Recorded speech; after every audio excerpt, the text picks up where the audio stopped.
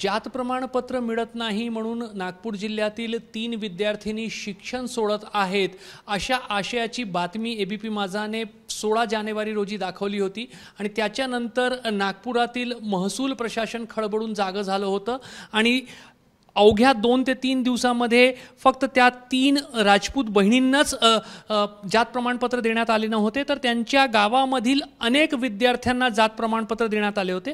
आणि आता आनंदाची बाब म्हणजे प्रशासनाने 3ही राजपूत बहिणींचे जात वैधता प्रमाणपत्र जे आहेत ते पण त्यांना दिलेले आहेत। आपल्यासोबत शिवानी राजपूत आणि तिच्या बहिणी आहेत। अखेरीस प्रश्न सुटला आणि कायमचा प्रश्न सुटला। हो सर, आमचा प्रश्न तर सुटला आहे, कारण आता आम्हाला कास्टही भेटल्या आहे आणि सध्या आमच्या तिघींच्या कास्ट व्हॅलिडिटीसुद्धा बनलेल्या आहे। जे प्रकरण एबीपी माझानी सुरुवातीला म्हणजे कास्टबद्दल सुरू करण्यात आले होते आपल्या चॅनेलद्वारा, ते प्रकरण पूर्णपणे यशस्वी झालेले आहे सर। कारण पारधी समाजातील सर्व विद्यार्थ्यांना कास्ट भेटले आहे आणि जे आमचे मेन मुद्दा होता आमचा की 1950चा जो दाखला आम्हाला मागत होते, ते दाखला आता ते लोक मागत नाही, तर त्यामुळे मेन म्हणजे आमची कास्ट बनली आहे सर। तर तुमच्यासारख्या विद्यार्थिनींना आणि जसं तू MBA मध्ये प्रवेश घेऊ इच्छित होती, मात्र तुला खूप मोठी फी मागितली जाते होती कारण कास्ट सर्टिफिकेट नव्हती, व्हॅलिडिटी नव्हती, आता शिक्षण घेणं सुकर झालं, सोपं झालं? हो, कारण ह्या वर्षी माझं ग्रॅज्युएशन कंप्लीट झालेलं आहे। नंतर मला MBA करायचं आहे, तर माझ्याकडे कास्ट व्हॅलिडिटी नव्हती, त्या कारणाने मला MBA मध्ये प्रवेश बी भेटला नसता आणि मला त्यामुळे 1-1.5 लाख मला फीस बी भरावी लागली असती, पण आता माझी व्हॅलिडिटी बनली आहे, त्यामुळे मी आता भरू शकते। आणि आमच्या समाजात असे खूप विद्यार्थी आहेत ज्यांनी कास्ट नसल्यामुळे शिक्षण अपूर्ण सोडले आहे आणि ह्या प्रकरण आम्ही यावर खूपदा असं करार बी केला आहे की आमच्या समाजात खूप विद्यार्थी असे आहेत ज्यांची कास्ट नाही आहे, त्यांच्यामुळे त्यांचे जे शिक्षण आहे ते अपूर्ण राहत आहे, तर त्याच्यावर कोणी उजेड टाकला नाही। पण जेव्हापासून एबीपी माझा यांनी या प्रकरणावर उजेड टाकला, तेव्हापासून यावर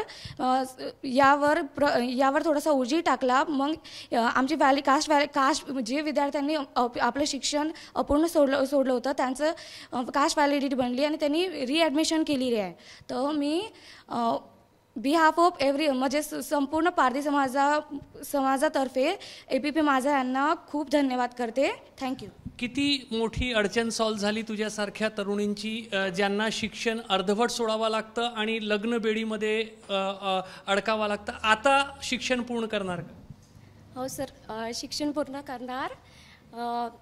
खूप मोठी जी अडचण होती ती म्हणजे सॉल्व्ह झाली आहे आता आणि एक अशी अपेक्षा आहे की आमची तर आता कास्ट व्हॅलिडिटी बनली, पण आमच्या समाजातील ज्या अजून काही विद्यार्थिनी आहे त्यांची पण कास्ट व्हॅलिडिटी बनली पाहिजे, हीच अपेक्षा आहे समोर जाऊन। आपल्यासोबत पारधी विकास परिषदचे नागपूर जिल्ह्यातील पदाधिकारी सुद्धा आहे। कशा पद्धतीने फरक पडला? 15 जानेवारीला एबीपी माझाने तुमची ही समस्या सर्वांसमोर आणली होती आणि त्याच्यानंतर प्रशासनाने कशा पद्धतीने पावलं उचलली आणि किती गांभीर्याने तुमच्या या समस्येकडे प्रशासनाने लक्ष घातलेलं आहे?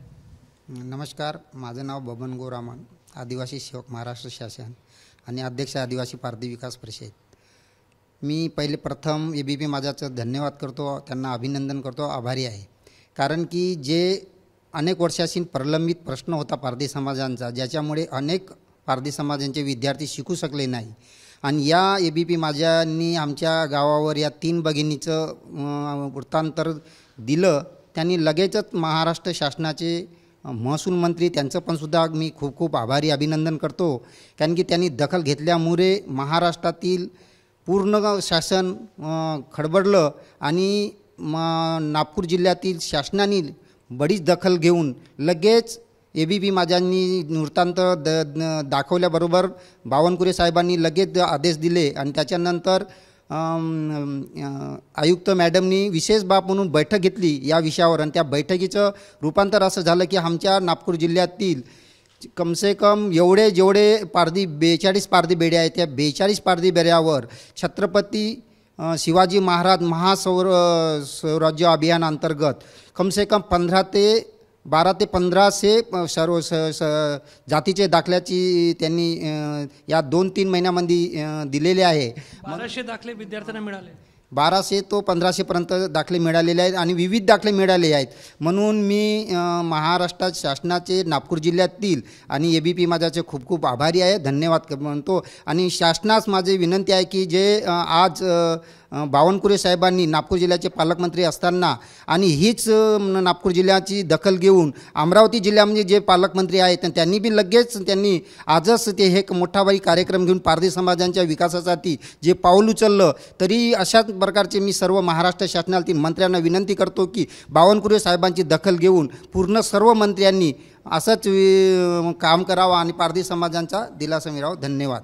तर ABP माझाने या 3 बहिणींचा प्रश्न उचलला होता. तिघींना लगेच जात वैधता प्रमाणपत्र मिळाले होते आणि आता जात वैधता प्रमाणपत्र पण त्यांच्या हाती पोहोचले, त्यामुळे त्यांचा शिक्षणाचा जो प्रश्न आहे तो सुटलेला आहे. मात्र अपेक्षा त्यांची आहे की राज्यात इतर ठिकाणी जे पारधी विद्यार्थी 1950चा पुरावा नाही म्हणून जात प्रमाणपत्र आणि पुढे जात वैधता प्रमाणपत्रापासून वंचित राहतात, त्यांच्या संदर्भातही शासनाने प्रशासनाने अशाच पद्धतीने विचार करावा आणि त्यांनाही दिलासा द्यावा. कॅमेरामॅन अतुल हिरडेसह रजत वसिष्ठ, ABP माझा, नागपूर. ABP माझा, उघडा डोळे बघा नीट.